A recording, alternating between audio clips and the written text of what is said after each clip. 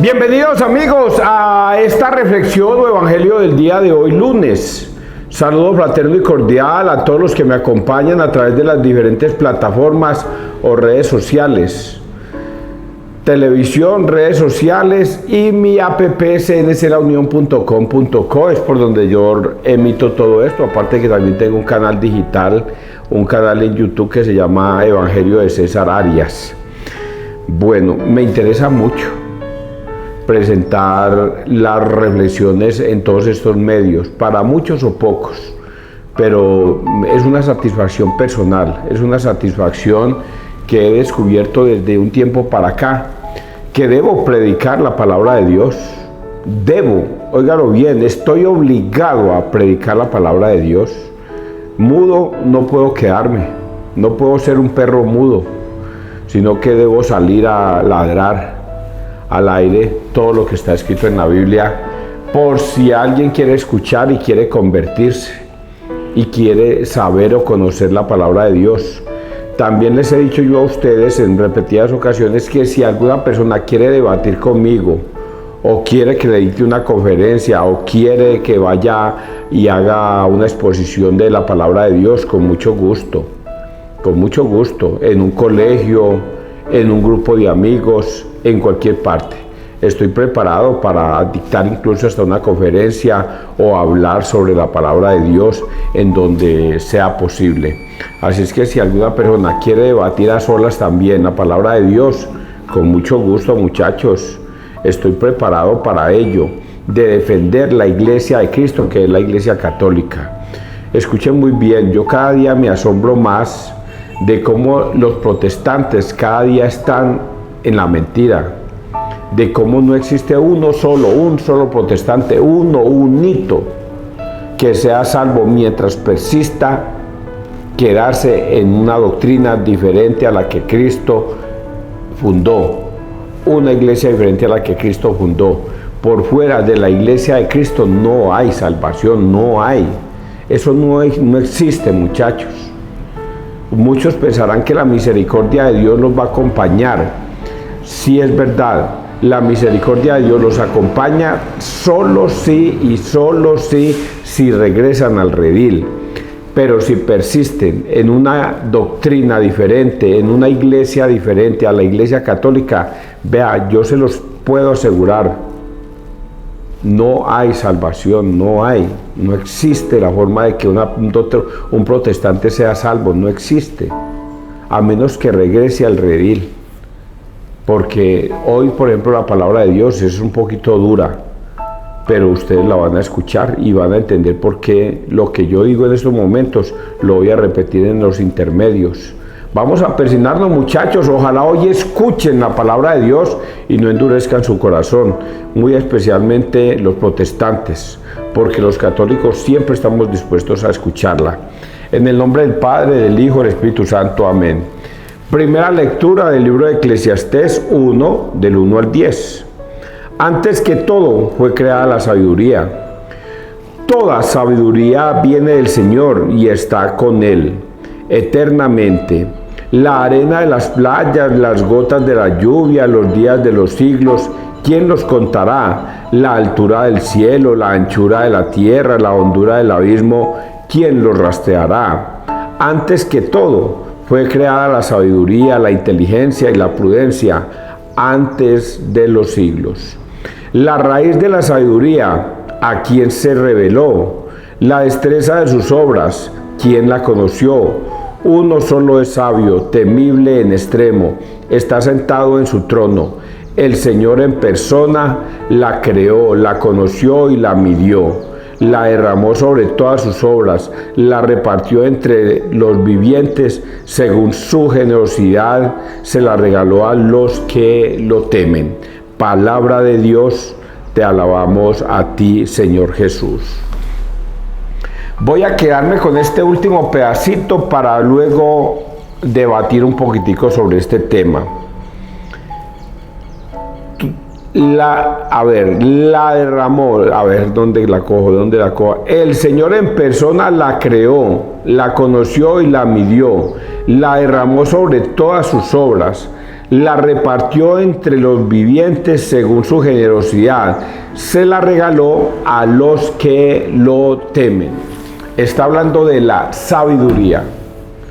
No se la regaló al mundo entero, solo se la regaló por generosidad a los que lo temen, a los que sienten temor de Dios, a los que están siempre buscando la verdad y no se sostienen en una verdad aparente, sino que viven en la verdad y se afianzan en ella. ¿Y qué es la verdad? ¿Qué es la verdad? ¿Qué es esa sabiduría que Dios le da? La sabiduría de sentir temor a Dios y confiar solo en Él. Una persona que no confía en el Señor ni le teme al Señor no tiene sabiduría.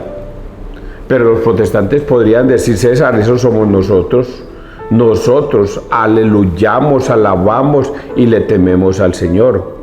Pero un pequeño detalle: no le obedece. Y si usted no le obedece al Señor, va y viene todo lo que usted piense.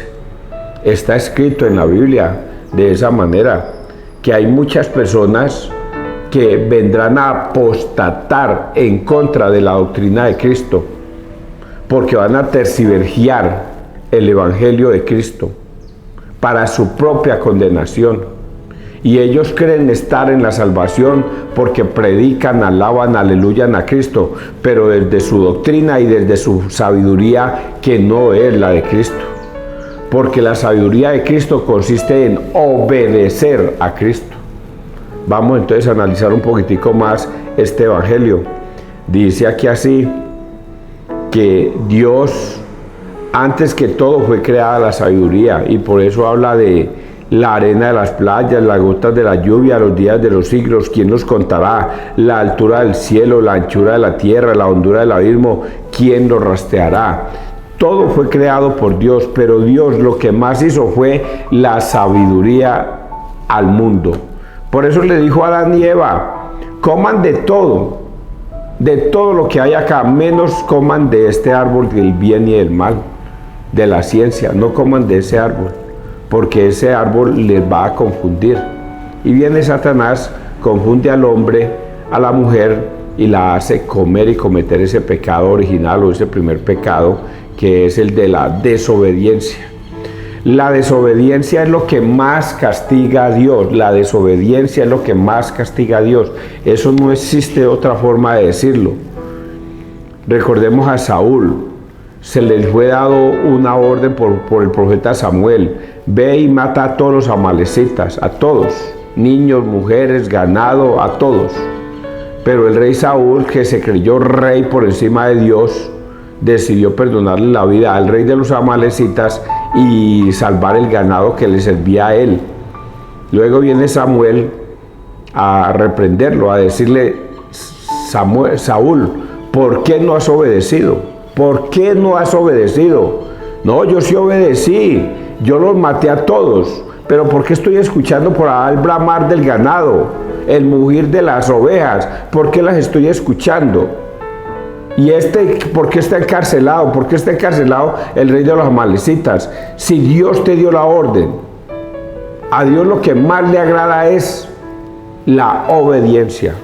Y por eso Samuel cogió y degolló a ese rey, y de una destituyó a Saúl del reinado, de una lo destituyó.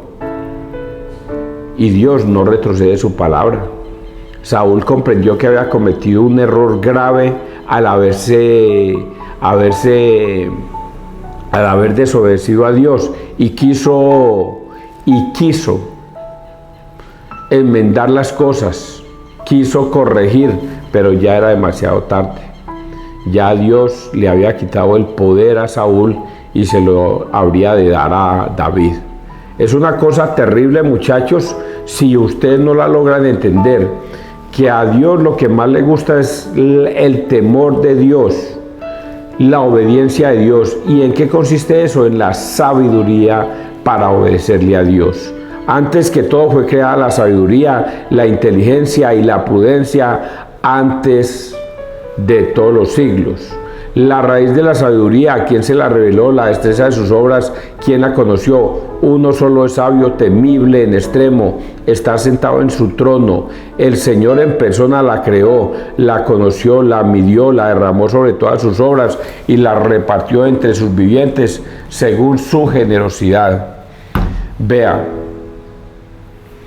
cuando una persona le obedece a Dios, Dios es con esa persona. Cuando una persona le teme a Dios, Dios es con esa persona. Pero ojo, muchachos, por eso lo dije al principio y lo voy a repetir ahora.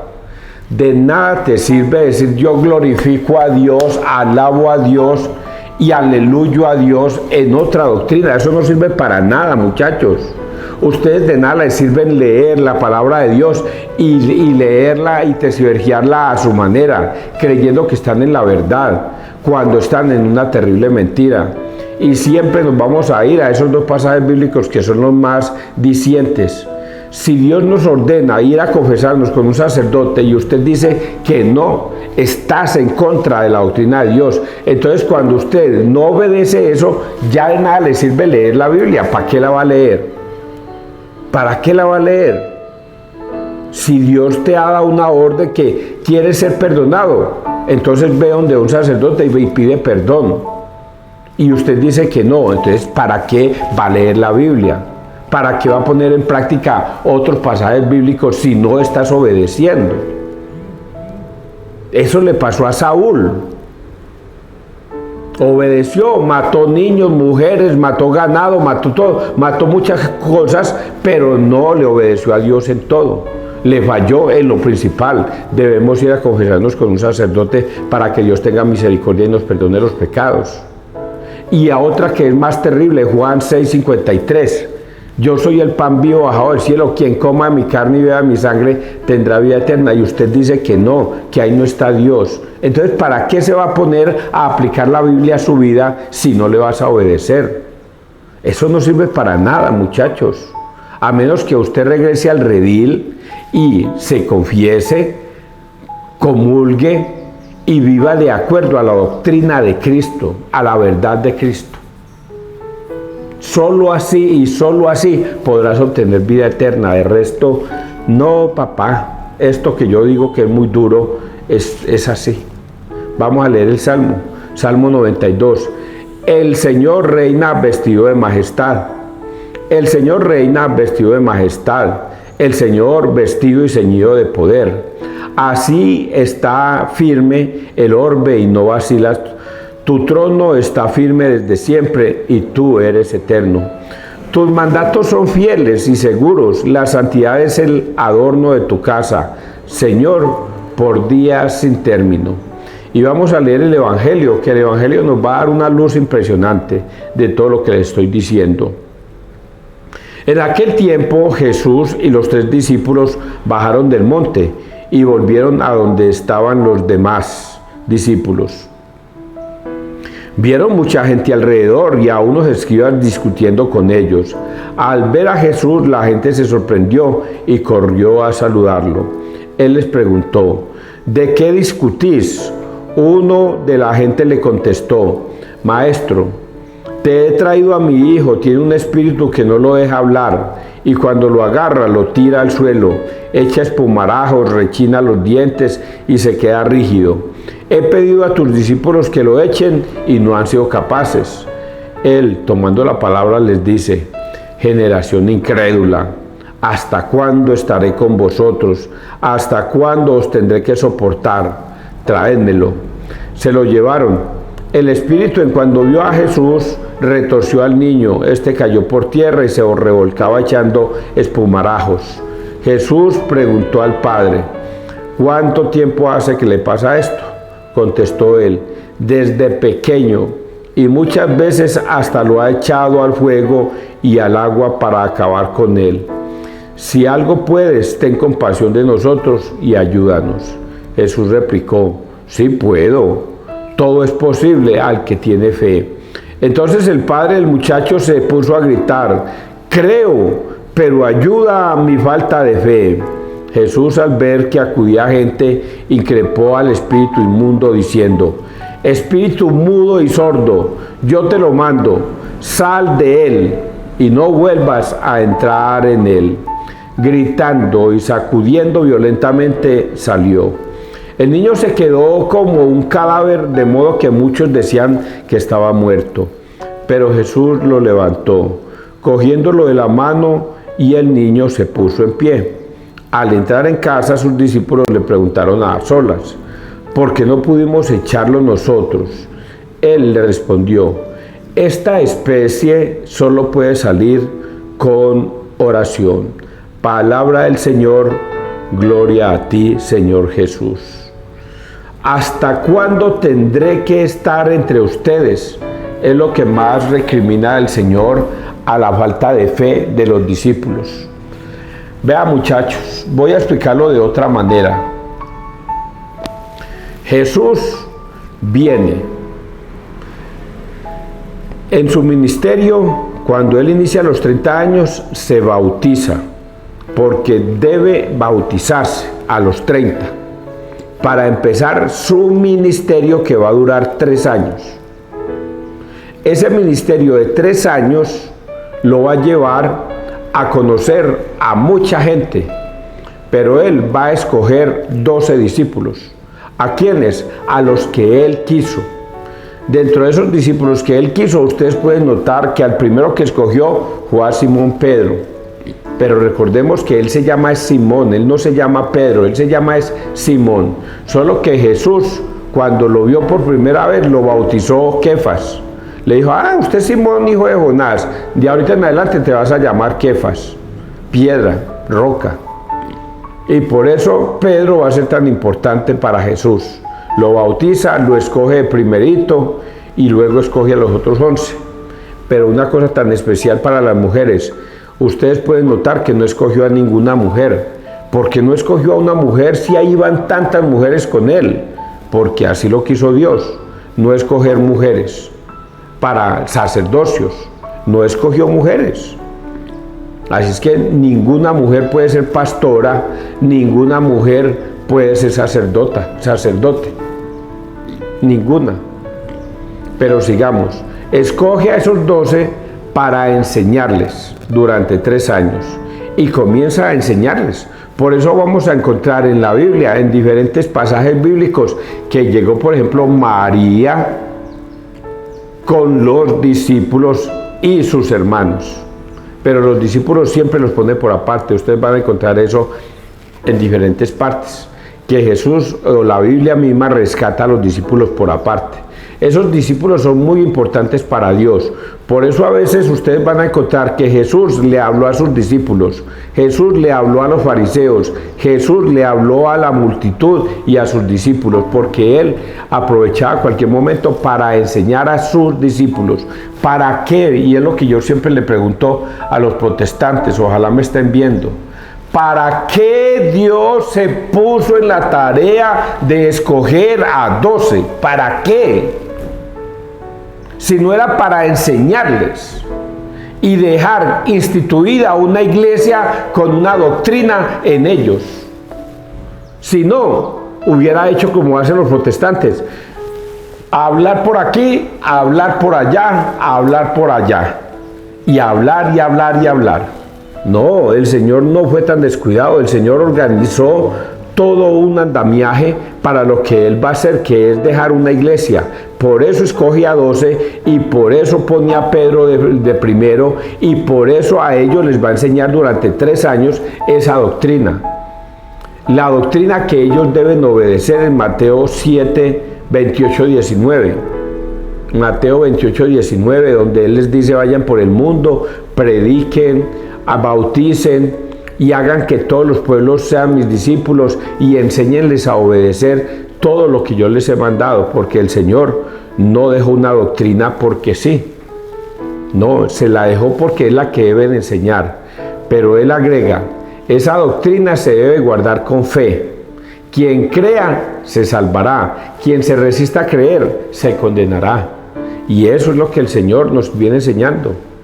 Hoy nos está enseñando de que la única forma de arrojar un demonio es mediante la fe. La fe. Pero entonces se contradice con Mateo 7, 21, 23. Nosotros arrojábamos demonios en tu nombre, Señor. Pero el Señor se asegura de que no sea contradicción, sino que solamente quienes tienen fe son capaces de arrojar demonios. Pero una fe que los lleva a decir, yo creo en mi Señor Jesús, yo obedezco a mi Señor Jesús. Yo no sé si ustedes lo logran entender, pero yo lo entiendo perfectamente. No hay forma de entrar al reino de los cielos si usted no le obedece y le cree a Jesucristo. Hoy el Señor nos está enseñando que se tiene que tener fe y que la fe se logra entender solo por la oración. En la medida que usted ore todos los días, vaya al Santísimo, se confiese, comulgue y permanezca en Cristo, la fe estará con ustedes. Yo lo entiendo de esa manera perfectamente.